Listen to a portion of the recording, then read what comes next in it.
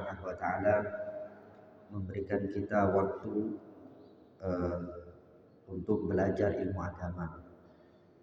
Semoga Allah Subhanahu wa taala mencatat apa yang kita usahakan pada pagi hari ini untuk hadir majelis ilmu itu juga mengalir kepada keluarga kita, anak-anak kita dan juga keturunan-keturunan kita semuanya. Amin. Melanjutkan pembahasan tentang puasa, sekarang kita nyampe kepada mubtilatus shaum.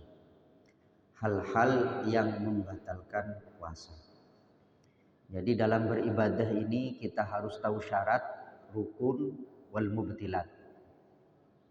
Baik dalam wudu, dalam sholat, dalam puasa, kita harus tahu apa syarat-syaratnya dan apa rukun-rukunnya serta apa-apa yang membatalkan ibadah tersebut. Begitu juga dengan puasa ini, ada beberapa hal yang membatalkan terhadap puasa kita. Ulama membagi dua. Ada muhbitat, ada sesuatu yang menghilangkan pahala puasa tapi tidak membatalkan puasa, tapi pahalanya hilang. Apa maksudnya? Ya dia cuma dapat haus dan lapar saja. Allah tidak memberikan pahala kepada orang tersebut. Tetapi di dalam hukum, di dalam kewajiban dia sudah selesai. Andai kata puasanya sah, hanya dia mengerjakan hal-hal yang membatalkan pahala puasa. Apa saja yang membatalkan pahala puasa? Di sini disebutkan ada beberapa hal. Yang pertama al-ghibah,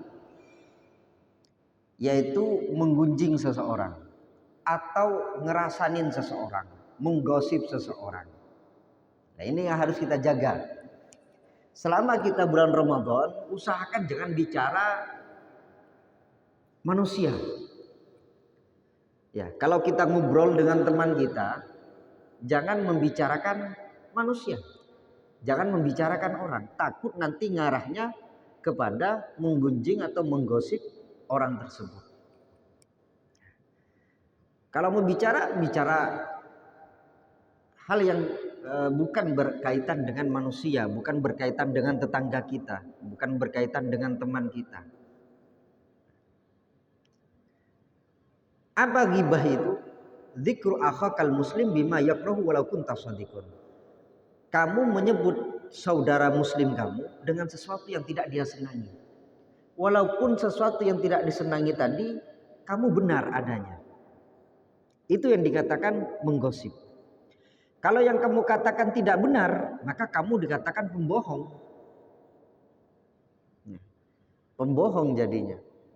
Umpama ada teman kamu, ada teman kita hitam, ya, dibilang ke temannya, saya barusan ketemu dengan teman saya yang hitam itu. Dia nggak suka dikatakan hitam. Betul orangnya hitam. Loh, saya apa salah saya? Yang saya katakan benar kok. Teman saya memang hitam. Itu yang dikatakan ghibah. Yang dikatakan memang benar, tapi tidak disenangi oleh orang untuk dikatakan. Kalau orangnya hitam dibilang putih atau orang putih dibilang hitam, maka ini namanya dusta, bukan ghibah, tetapi namanya bohong.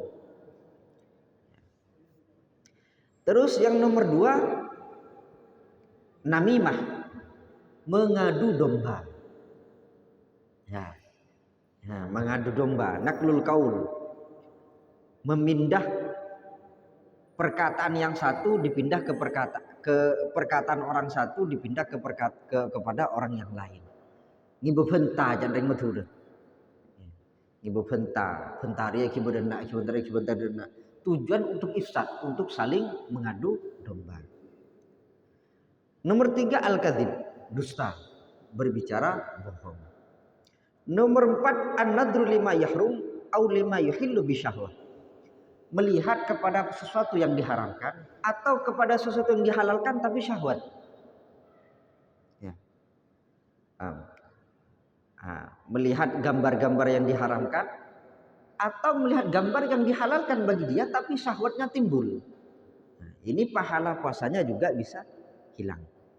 Yang kelima, al-yaminul kadhibah. Sumpah bohong. Dia bersumpah, dia bersaksi, dia bersumpah tapi sumpahnya adalah kebohongan. Yang keenam, qaul zur wal fuhshi wal fuhsu. Perkataan jelek. Apesuan. Ya. Perkataan yang tidak caci maki dan lain sebagainya. Ini juga yang bisa menghilangkan pahala puasa kita. Ya. Maka ini kebanyakan ini mulut. Ya ghibah mulut, ya namimah mulut, ya kadzib mulut, dusta mulut.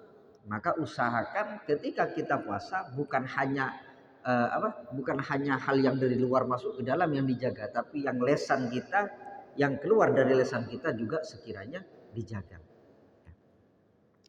Nah, ini hal-hal yang bisa menghilangkan ibadah puasa kita. Kemudian pembagian yang kedua, al-mufattirat. Sesuatu yang bisa membuat kita mukil atau membuat kita ini batal puasanya. Ada berapa? Ini ada 8. Yang pertama ar-riddah, murtad, wal iyadu billah, naudzubillah, tsumma naudzubillah. Ya, semoga kita dijauhi oleh Allah Subhanahu wa taala. Orang yang murtad ini walaupun sebentar, ya, umpama contoh, saya nggak percaya lagi kepada Allah. Beberapa detik kemudian dia bilang, aduh, saya salah barusan, saya percaya kepada Allah. Ya, 1 detik, 2 detik kita murtad keluar dari Islam, maka puasa kita batal. Ya. Walaupun kembali kepada Muslim lagi. Ya. Tapi ada waktu di mana kita keluar dari Islam, walaupun hanya sebentar, maka puasa kita batal nantinya.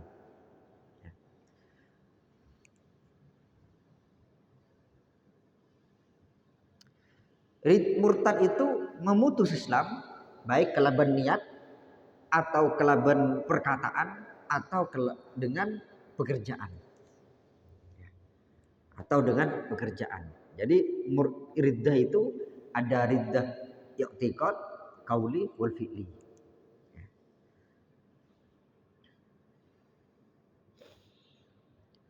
Nah, ini umpama terjadi seperti itu, maka puasanya batal, maka nanti dia wajib qadha puasanya. Yang kedua, al-haid wan nifas wal wiladah. Walau lahdatan minan nahar. Ini perempuan. Haid, nifas ataupun darah melahirkan. Walaupun hanya sebentar di siang hari ya. Di siang hari.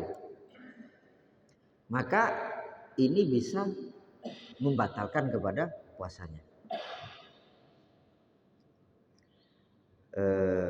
Yang ketiga, wal junun. Apa? Gila. Walau lahdatan, walaupun hanya sebentar. Ya. Jadi kalau gila ini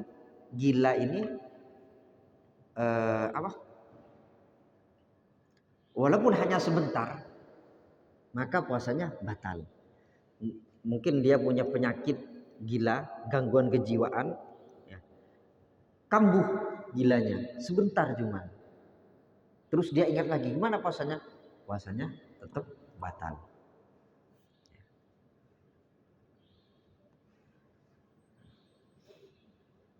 Yang keempat, al-igma was syukur. Mabuk ataupun pingsan. Ini catatannya kapan? Idza amma jami'an nahar. Kalau dia mabuk, ya orang kayak orang mabuk, ya. Mungkin dia banyak hal lah ya, bukan hanya dengan minuman. Dia mabuk terus teler kayak orang teler mabuk seperti itu. Catatannya ini seluruh siang dia dalam keadaan tidak sadar, mabuk dan lain sebagainya, maka di sini puasanya batal. Beda dengan gila tadi. Kalau gila walaupun hanya sebentar maka batal. Ya. Kalau mabuk ini, kalau dia sempat sadar sebentar saja, maka sah puasanya. Kebalikannya. Ya.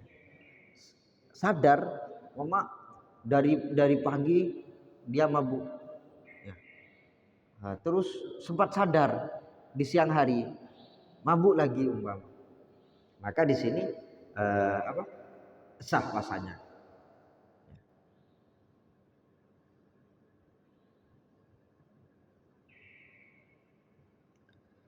Yang kelima, aljima, wate, ya, senggama, kumpul badan antara suami istri.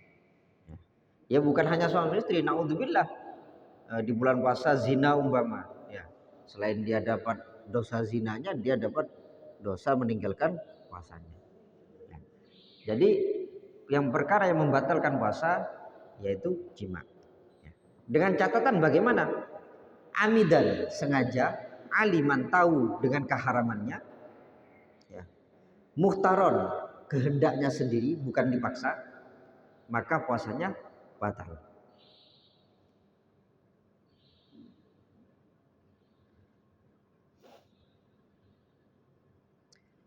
Terus untuk jima ini selain puasanya batal, ada 5 hal yang didapat oleh orang yang batal puasanya gara-gara dia jima. Apa? Yang pertama, dia berdosa. Ya, walaupun istrinya, dia berdosa. Yang nomor 2, wujubul imsak. Dia tetap tidak boleh makan. Sama seperti orang puasa. Jadi sisa hari dia tetap seperti orang puasa, harus wajib imsak.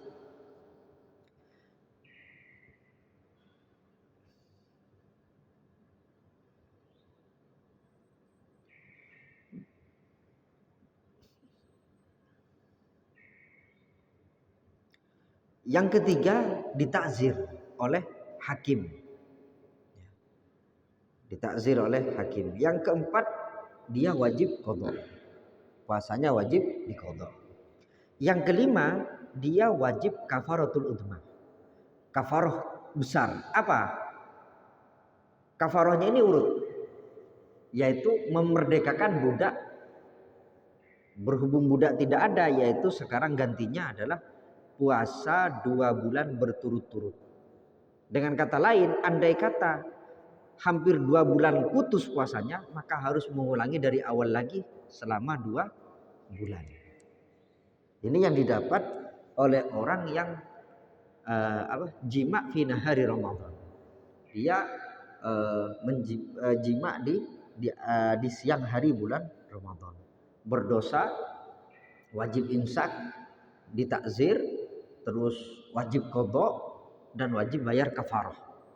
Kafarahnya ini memerdekakan budak. Kalau tidak ada puasa 2 bulan berturut-turut, kalau tidak mampu ini baru bayar mud sitina muddan, ya. Ya.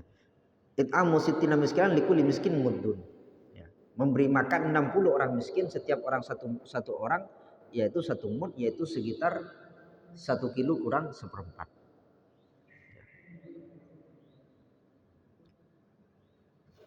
Ini yang membatalkan puasa. Apa tadi?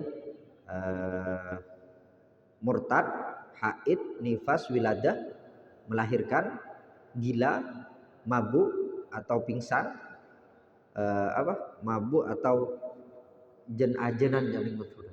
Igma ini jen-ajenan, kejang gitu. Jima.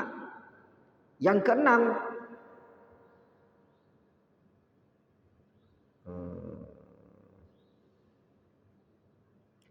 terus yang membatalkan puasa yang keenam, wusulu ainin min fadin maftu ilal juf. Nyampeknya kahanan, ya, ain, kahanan benda kepada jauf, kepada ke dalam jauf, ya, lambung kita, ya, dari jalan yang tembus yang terbuka, ya. Keluar dari kata ain yaitu hawa. Jadi kalau angin masuk ini nggak apa-apa. Tapi ada kalau kahanan, ya ada bendanya, nah ini yang bahaya.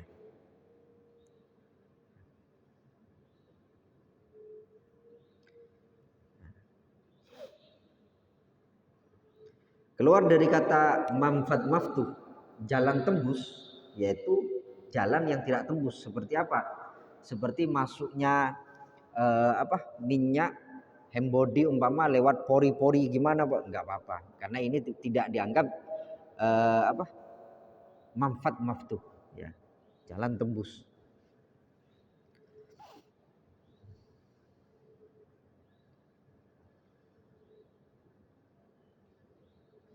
Yang dikatakan jauh itu apa? Sesuatu tempatnya makanan atau obat seperti lambung, ya, atau hanya obat saja seperti otak. Ya. Jadi ketika masuk air ke sini, kan air tersedot ke atas bukan ke bawah, gimana tetap batal. Jadi ini termasuk jauh, hal yang di dalam, maka tetap batal puasanya.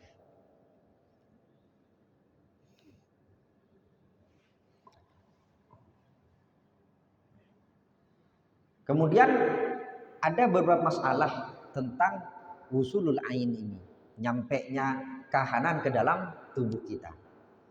Tentang hukum suntik atau infus.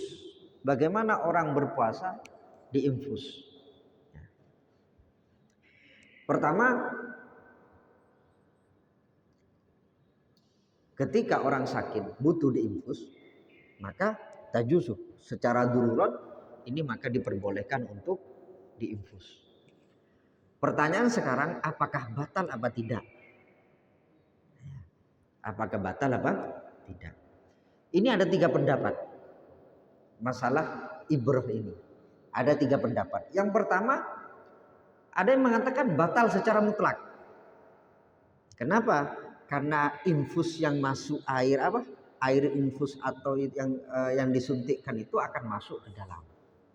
Jadi ulama yang mengatakan tabtulu mutlakon, secara mutlak batal ini. Kenapa? Karena ada sesuatu yang masuk ke dalam. Ya. Yang kedua mengatakan sebaliknya, la tabtulu mutlakon, secara mutlak tidak batal. Kenapa alasannya? Karena tidak lewat jalan tembus. Kan lewat apa? Lewat urat-urat di sini. Ya.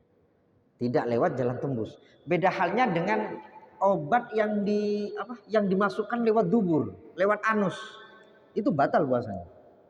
Ya, bahkan ada biasanya orang tidak bisa BAB, tidak harus ada obat yang disuntikkan dari lewat anusnya. Bagaimana? Maka batal puasanya. Nah ini yang mengatakan tidak batal karena hal yang masuk tidak melewati manfat maftuh, hal yang terbuka.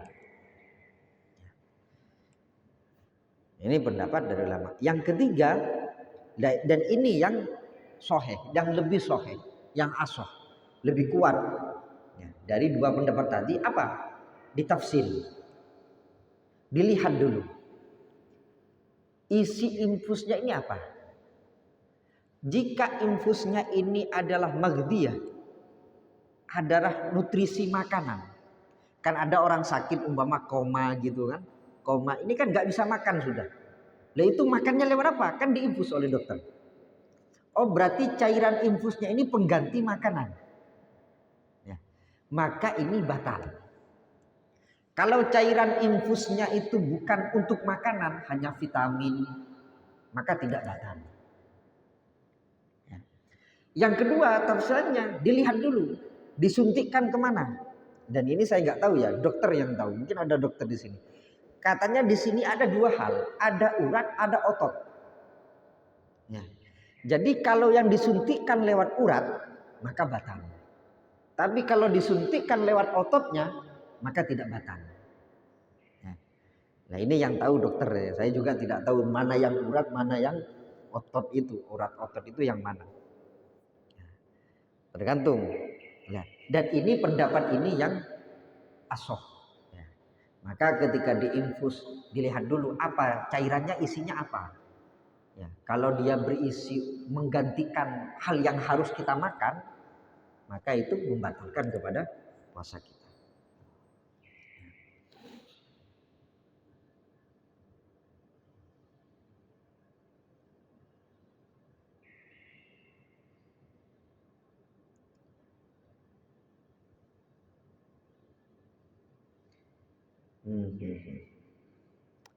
Kemudian hukum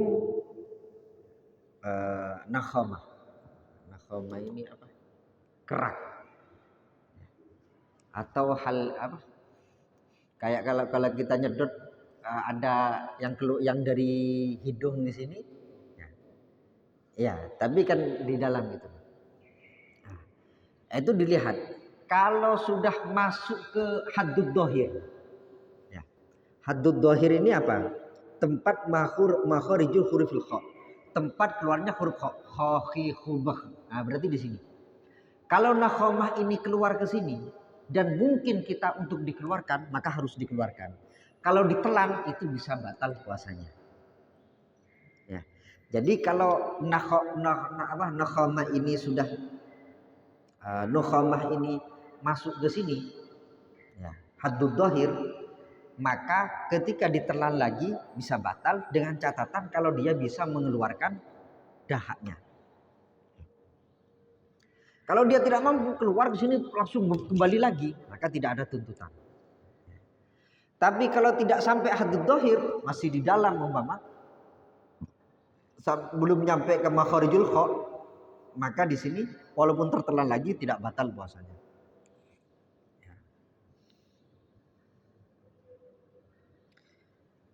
Bagaimana menelan ludah? Kita ludah. Gimana hukum ludah ini? Maka tidak batal, jelas tidak batal. Tapi dengan 3 syarat. Ludah kita ini kita telan tidak membatalkan puasa kita dengan 3 syarat. Pertama, suci bukan najis. Ya. Paham ya? Suci akot bukan najis. Ada orang itu biasanya kena lihtah. Lihtah ini gusinya berdarah. Ya. Ada orang kena memang biasa gusinya berdarah seperti itu. Nah ini bagaimana? Maka ketika ludahnya rasa darah, itu harus dikeluarkan. Kenapa? Syaratnya ludah bisa ditelan dan tidak membatalkan puasa kita, syaratnya harus suci. Kalau najis maka bisa membatalkan kepada puasa kita. Ya. Maka kalau tercampur dengan darah, ya, kena penyakit lihtah umpama gusinya berdarah, ya, maka ini bisa membatalkan kepada puasanya. Ya. Maka kumur-kumur dibersihkan harus seperti itu sampai darahnya berhenti. Ya.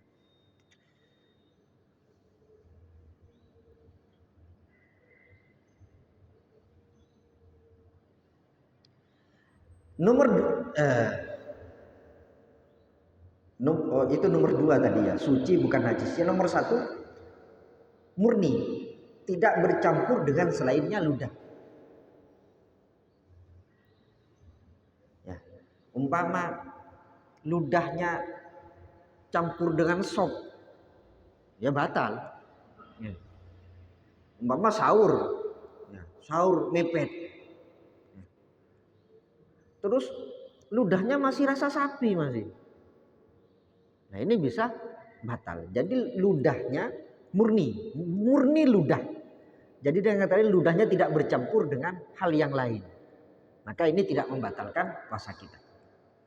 Yang kedua suci tadi. Yang ketiga ludahnya ada di ma'din, ada di rongga mulut. Ya. Jadi ludahnya ada lesan mulut. Ya. Ini termasuk ma'din, rongga mulut. Maka yang lidah yang ada sana. Dengan kata lain, jika ada ludah sudah keluar ke merah-merahnya bibir, ya, ada ludah keluar ke sini sudah, keluar ke haddud dhahir, ke batas luar sini, ya, ke merah-merahnya bibir, keluar di sini ludah. Ini kalau kita telan ludah yang di sini, ini batal. Jadi yang tidak batal ludah yang ada di dalam mulut, di dalam rongga mulut. Ya. Maka kalau ada orang pakai siwak, bagaimana pakai siwak? Itu diperbolehkan. Ya, orang puasa pakai siwak seperti ini diperbolehkan. Tapi jangan sampai ketika pakai siwak cop-cop, dibasahi dengan ludahnya. Nah, ini kan ludah di luar sudah. Nah ini kalau masuk lagi, nah ini yang bisa membatalkan kepada puasa kita. Jadi kalau mau pakai siwak di puasa Ramadan, ya sudah, jangan, nggak usah dibasahi, langsung dipakai saja. Sudah. Ya. Jadi jangan dimain-mainin, jangan dibasahin dengan ludah kita, kemudian ludahnya ditelan. Ya. Ini yang harus hati-hati.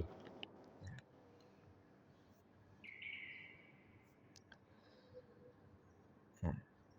Itu masalah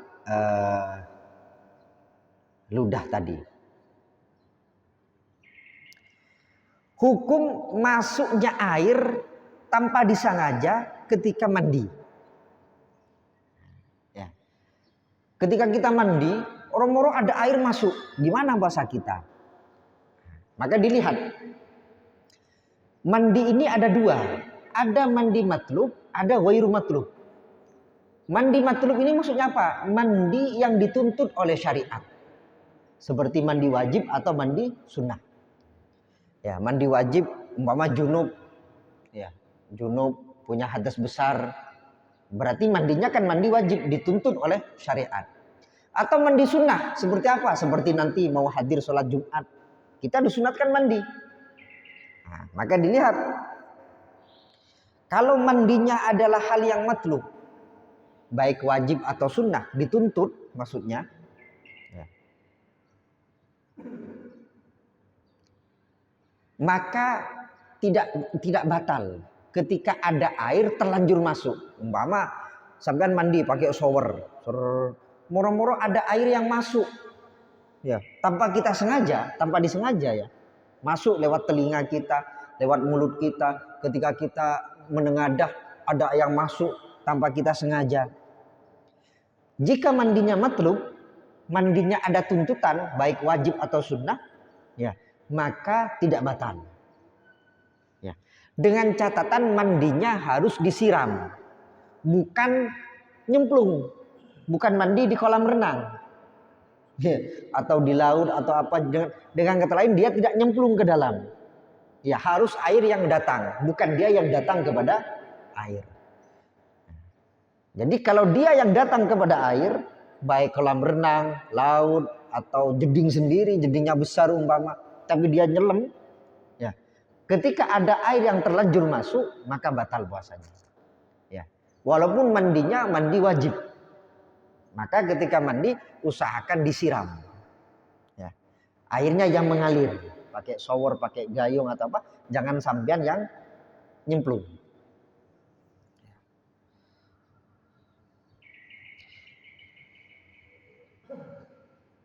Yang kedua, kalau mandinya tidak matlub, kenapa sampean mandi? Saya panas biar dingin. Nah, ini tidak ada tuntutan dalam syariat untuk sampean mandi, baik wajib ataupun sunnah. Berarti mandinya tidak dituntut, tidak diminta. Ya. Maka di sini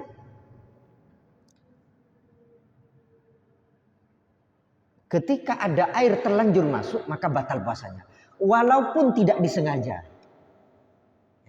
Walaupun tidak disengaja. Paham ya?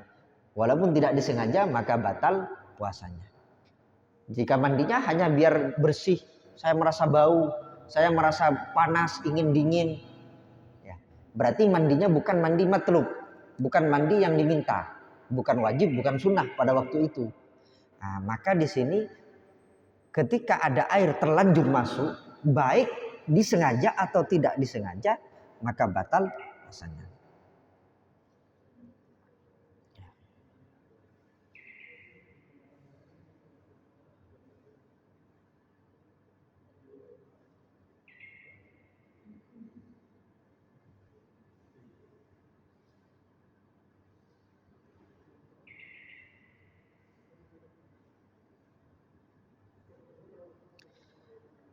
Sama dengan terlanjur seperti ini, seperti yang tadi kumur-kumur. madmadoh, ya, kumur-kumur, maka dilihat kumur-kumurnya ini disyariatkan atau enggak, seperti wudhu atau dalam mandi atau tadi membersihkan dari najis. Nah ini kan keharusan. Nah, ya, umpama gusinya berdarah, ini kan harus kumur-kumur kok. Nah, ini gimana seperti ini?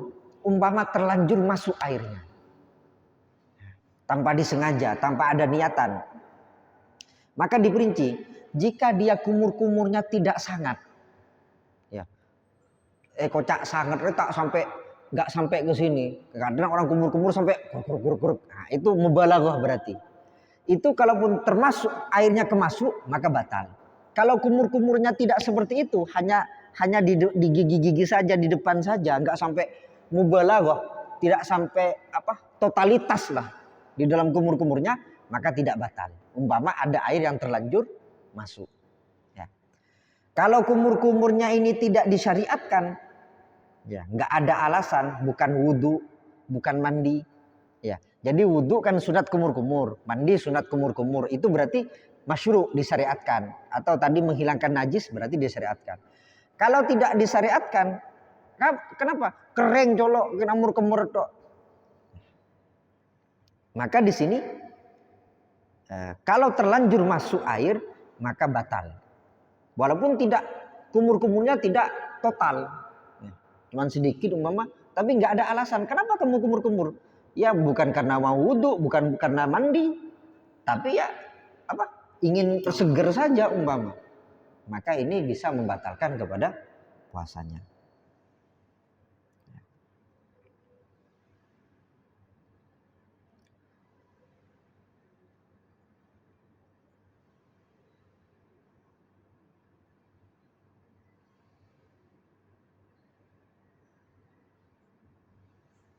Ada yang mau ditanyakan?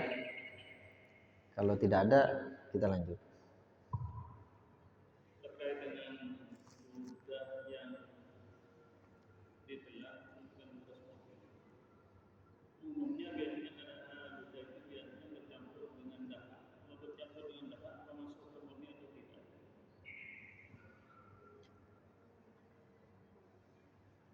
Berarti ada dahak yang keluar. Oh, makanya dahak tadi kalau masih jadi ada batasannya. Kalau dahak itu sudah keluar ke haddul dohir, batasan dohir itu di mana? Makharijul kha. Jadi khafi khubah. Jadi kalau dahaknya di sini, ya sudah keluar ke sini, dahak ini, maka ini harus dikeluarkan. Gak bisa, kalau ditelan bisa batal. Nah, kalau dahaknya masih di bawahnya, makharijul ha, maka di sini di tengah, ya umpama ada walaupun terasa dahak maka tidak batal puasanya. Ya. Nah, jadi kalau di ruang mulut ada dahaknya maka wajib dikeluarkan, nggak boleh ditelan. Ini termasuk ludah sudah bercampur sudah. Ya. Jadi kalau sudah dahaknya ada di rongga mulut maka harus dikeluarkan sudah. Ya. Batasnya paling di sini kan kho, nah, apalagi keluar maka ini tegas batal seperti itu.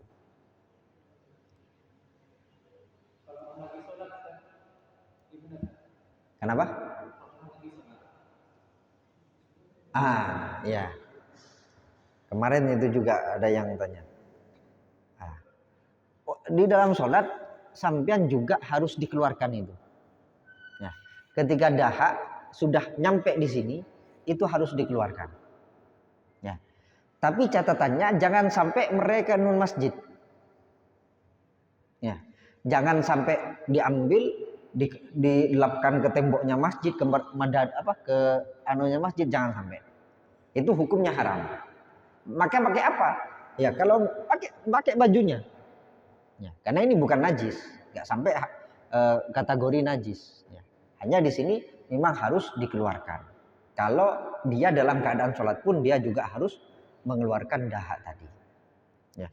Walaupun ketika mengeluarkannya sampai keluar huruf umpama, kan tidak boleh kita ada huruf yang keluar ketika sholat. Ya. Nah, umpama gitu. Nah, ini harus dikeluarkan gitu. Ya. Catatannya tadi kalau sudah ada di rongga mulut. Ya, jadi karena orang sholat juga tidak boleh menelan sesuatu. Ya, orang sholat tidak boleh menelan sesuatu. Ya. Nah, tidak diperbolehkan seperti itu.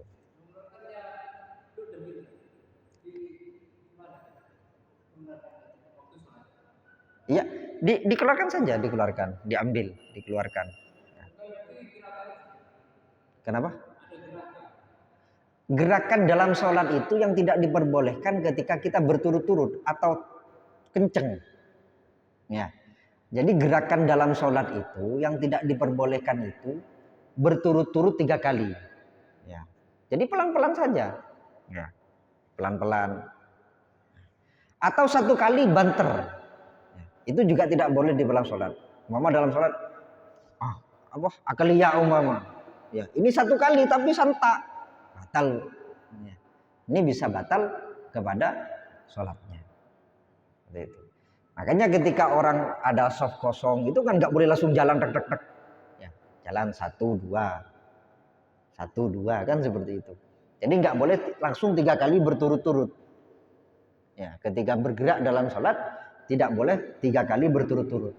Jadi ketika orang mau mengisi soft dia maju 1 2 masih kurang 1 2. Jadi ada hal yang memisah, jangan berturut-turut. Ya.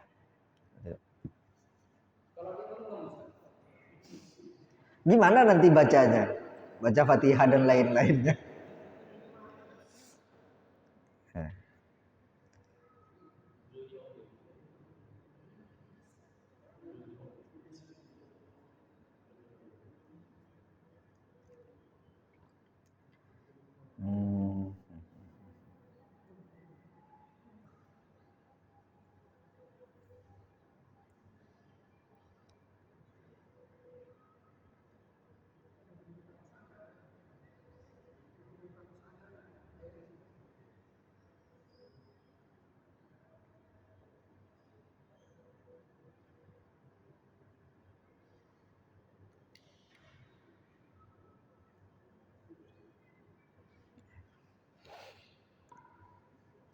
Wa idza atathun nukhama wa huwa yusalli, ketika ada dahak yang keluar ketika dia salat, fala ayyukhrijaha hatta wa in dhahara ma'ahu ikhrajihi ma ikhrajiha ba'dul huruf. Maka dia harus mengeluarkannya walaupun ada huruf yang keluar. Karena dianggap undur.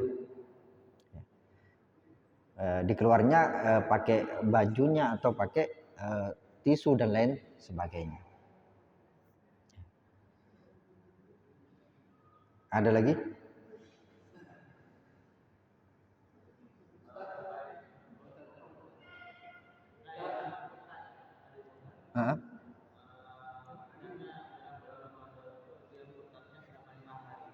Gimana?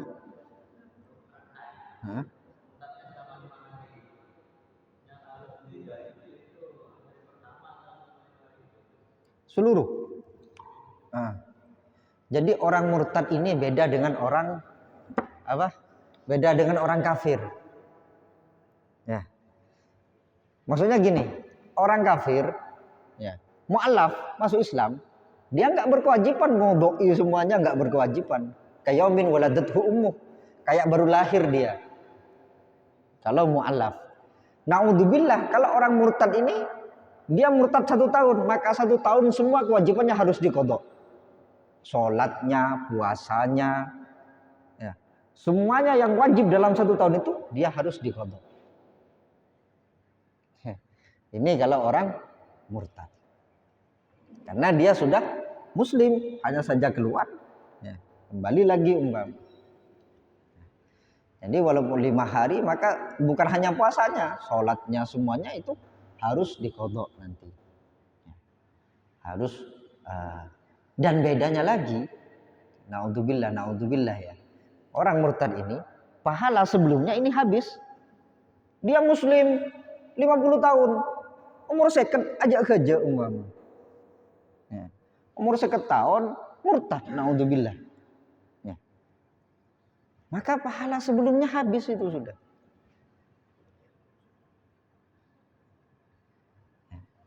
Maka ini, nah, kita harus hati-hati. Mungkin kalau keyakinan masih bisa kita jaga, atau fi'li murtad kelak pekerjaan masih kita jaga. Yang banyak orang keliru ini murtad kauli, murtad perkataan. Ini yang hati-hati. Ya. Maka dari ulama dulu banyak orang ini tasahulu fil kalam, kempang abentah. Ya. Rata-rata ketika di sana ada istihza atau menghina atau meremehkan terhadap hukum-hukum Allah. Ya. Meremehkan ayat-ayat Al-Quran itu bisa murtad. Jadi murtad ini nggak harus saya keluar dari Islam, enggak. Ya. Tetapi dia ketika perkataannya meremehkan kepada Al-Quran, meremehkan kepada hadis. Ya. Nah, ini yang dikhawatirkan. Ini banyak orang keliru di sini. Ini yang harus dihati-hati. Karena murtad ini bukan hanya itikad, tapi itikad kauli wal fi'li. Kalau fi'li itu seperti dia sujud di depan patung umpama. Ya, entar ke Borobudur, ya, entar ke Borobudur umpama. Datang ke Borobudur, ingin lihat candi Borobudur. Nyampe di Borobudur, patungnya besar, saya mau sujud. Ini loh, saya iman kepada Allah. Pekerjaannya yang membuat dia murtad. Ya, pekerjaan sujud ke patungnya itu yang membuat dia murtad. Wal iyadu billah, naudzubillah, tsumma naudzubillah.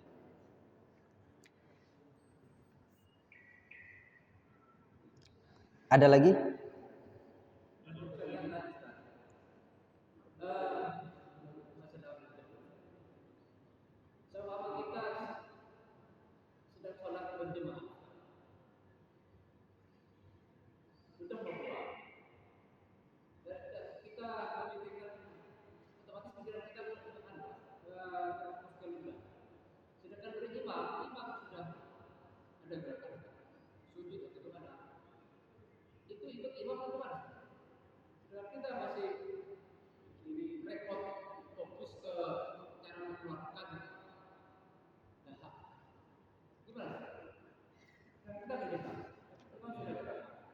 Gini, seperti yang dikatakan tadi, dahak yang harus kita keluarkan, yang mungkin kita keluarkan. Ya, dahak yang harus kita keluarkan, kalau sudah nyampe di rongga mulut atau nyampe di sini, dahak yang bisa kita keluarkan. Ada orang itu dahak keluar tapi langsung masuk lagi. Kita tidak punya kewajiban dan kita tidak mungkin memaksakan keluar. Jangan dipaksa. Gitu loh. Jadi ini pembahasan dahak yang sudah sampai batas dohir dan sampean bisa mengeluarkan, nggak sulit gitu loh. Nah, maka di sana nggak ada kata sulit. Nah, jadi kalau dahaknya ini kembali lagi dan sampean bukan sengaja, ya keluar tapi masuk boleh. Ya, kadang ketika mungkin lambung naik biasanya, ketika sangat kenyang umpama kita ruku. Di sini rasa ikannya tadi umpama. Mungkin bisa kan ada mungkin ya. Ada ada yang keluar dari perut ini tapi masuk lagi. Tapi rasanya masih ada. Ya sudah, itu kan sudah masuk lagi ke dalam gitu. Ya. Jadi kita nggak bisa maksakan keluar. Ini yang harus kita keluarkan ketika sudah ada di luar dan itu ada di luar bisa kita keluarkan. Gitu. Ini yang harus kita keluarkan dahak tadi.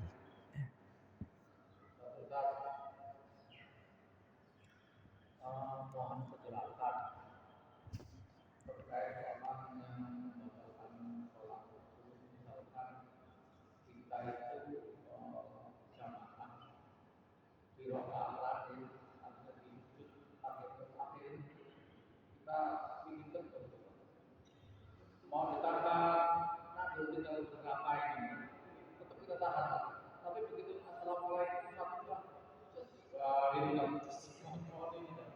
Ya. Ya. Jadi kalau contoh yang dari sampean itu sah sholatnya. Kenapa?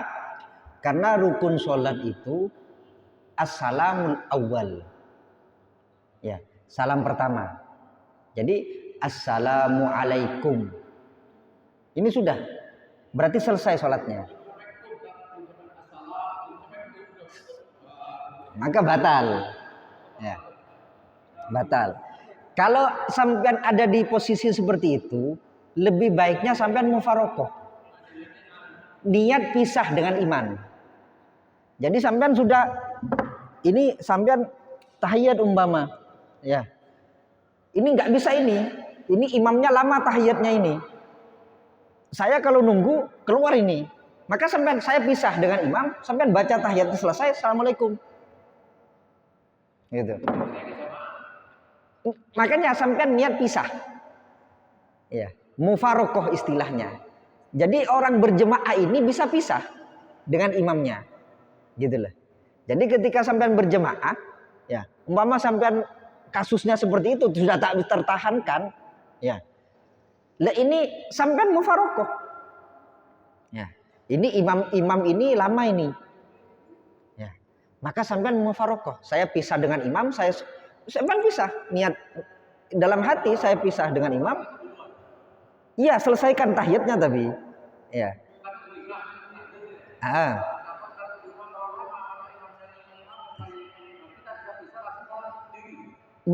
Tahiyatnya sudah baca. Iya pisah. Ya. Iya, iya, iya. Tapi harus ada niat. Ya, tapi harus ada niat. Kalau sampean tidak niat batal puasanya, karena dianggap mendahului imam. Paham ya? Jadi kan kita tidak boleh salam sebelum salamnya imam. Kalau sampean tidak niat mufarokoh, maka batal puasanya. Batal sholatnya. Iya. Saya pisah dengan imam. Assalamualaikum warahmatullahi wabarakatuh. Assalamualaikum warahmatullahi wabarakatuh. Seperti itu. Ya. Jadi harus pisah dengan imam tadi. Ya. Jadi kalau orang yang nahan kentut atau nahan kencing, ini sholatnya makruh. Ya. Kalau itu adanya sebelum sholat. Ya. Sebelum sholat saya sudah mau kencing, tapi saya tetap mau sholat, maka sholatnya ini makruh. Karena dia menahan kencing, menahan kentut umpama. Tetapi kalau terjadinya dalam sholat, dia sebelum sholat nggak ada apa-apa, ya beres sehat-sehat saja. Ya seperti tadi, rakaat terakhir mau kentut, gimana? Sampai wajib tahan kalau bisa. Ya, kalau bisa tahan maka wajib ditahan nih, gitu. Kalau terjadinya di dalam sholat. Kalau sebelum sholat, maka ketika sampean paksakan untuk sholat, maka hukumnya makruh. Nah, menahan kencing, menahan ini semuanya hukumnya makruh.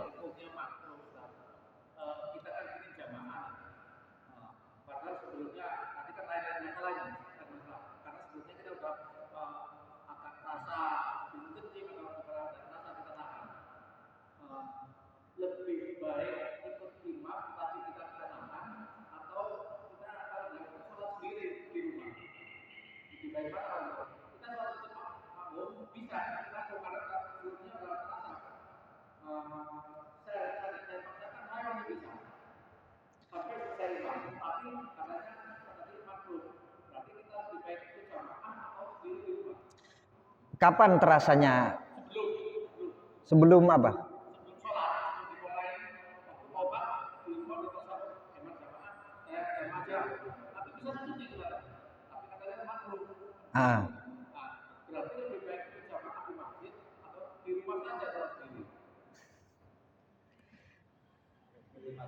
Ya.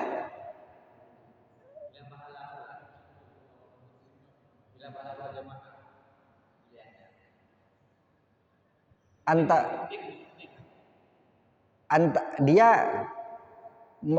mau kentut umpama. Pilihannya antara dia ikut berjemaah atau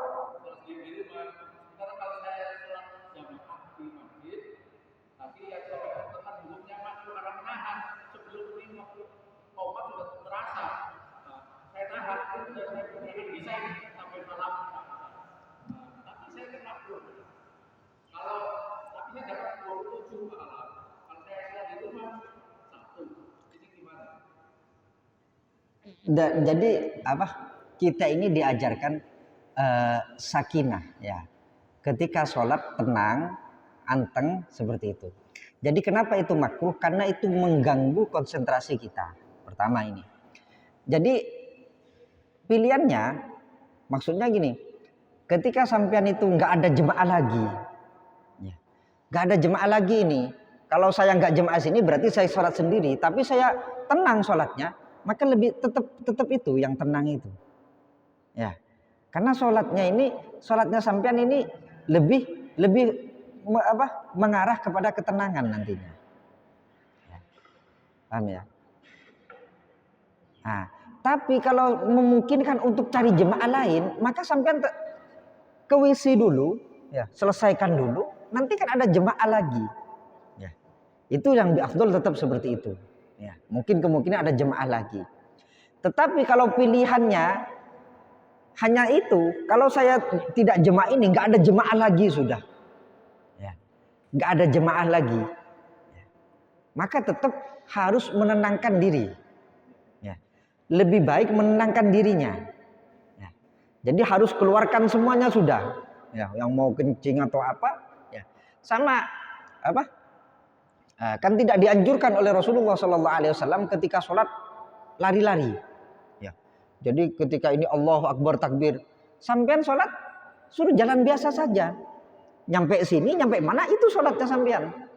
Ya, daripada lari-lari nyampe sini, Allah Akbar, takbirnya nggak fokus. Ya, jadi jalan ya lebih afdol mana? Sampean lari tapi nutut 4 rakaat duhur. Daripada sampean jalan santai nutut 3 rakaat, lebih bagus 3 rakaat tadi. Ya, daripada lari-lari hanya untuk apa? Menututi takbir pertama tapi sampean tidak mendapatkan ketenangan. Ya, tidak mendapatkan ketenangan seperti itu. Ya.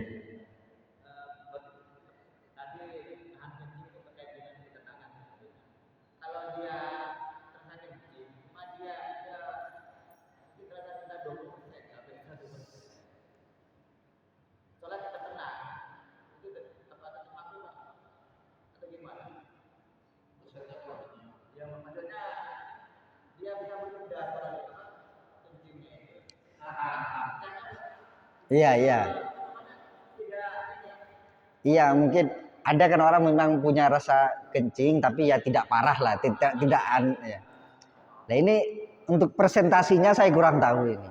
Karena bahasa dalam kitab-kitab itu cuman nahan kencing, nahan kayaknya sama sih.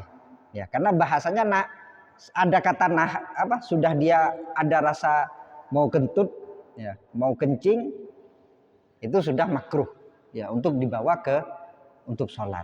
Sudah makruh sudah. Ya.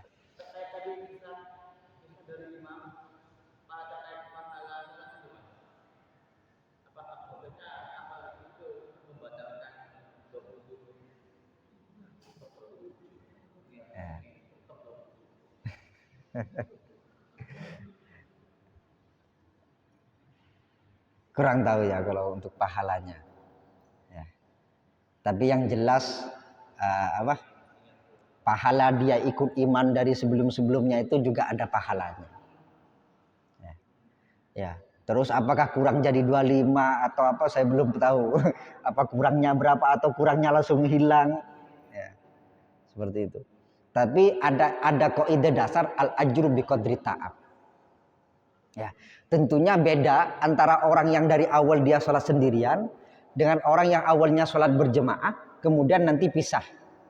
Ini tentunya beda pahalanya. Al-ajru biqadri ta'ab. Pahala ini tergantung payahnya seseorang. Semakin payah dia, maka semakin banyak pahalanya. Ya. Sah. Sah. Ya. Karena tidak batal gitu. Kecuali sampai kentut. Nah, ini batal lah sudah. Jadi makruh. Kenapa?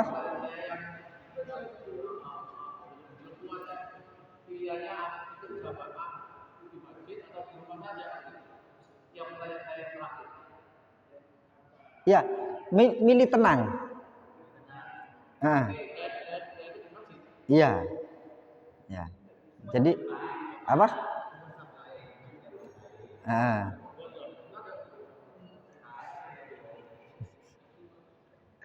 ya,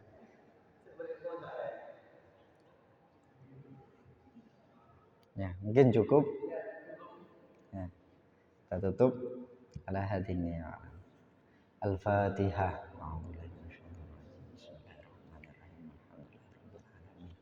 Ar-Rahmanir-Rahim. Maliki yaumiddin. Iyyaka na'budu wa iyyaka nasta'in. Ihdinas siratal mustaqim.